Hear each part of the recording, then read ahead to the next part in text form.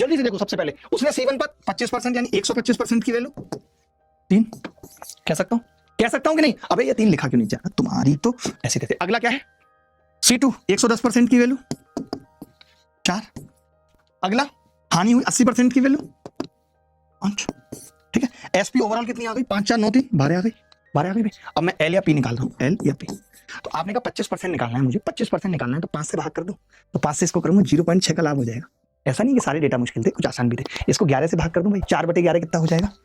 0.36। मुझे याद है ना 1/11 9.09 होता है, तो 4/11 आगे 36। आपने कहा जी इसको 20% निकालना है, तो कितने से भाग करूं? 4 से, तो माइनस का 1.25 आ गया। तो ये बात तो तय हो गई कि लॉस होगा, तो ये उत्तर नहीं। ठीक है, अब कितने का लॉस हो रहा है जरा देखना। तो आपने कहा कि जी ये कितना है? 0.96, तो माइनस का 0.29 हो रहा है नहीं हो रहा 0.29। तो मैं अब सीपी जब निकालूंगा तो कह सकता हूं कि 12.29 होगी सीपी, क्योंकि लॉस हो रहा है तो जुड़ जाएगी। लॉस का हमने एक भी नहीं करा था। अब आप ही बताओ ये इसका कितने परसेंट है? 0.29। आपने कहा कि अगर मैं इसका 2% निकालूं तो 24 आएगा, लगभग 2% के आसपास है, तो उत्तर आ गया 4%, तो इसका 0.48 हो जाएगा।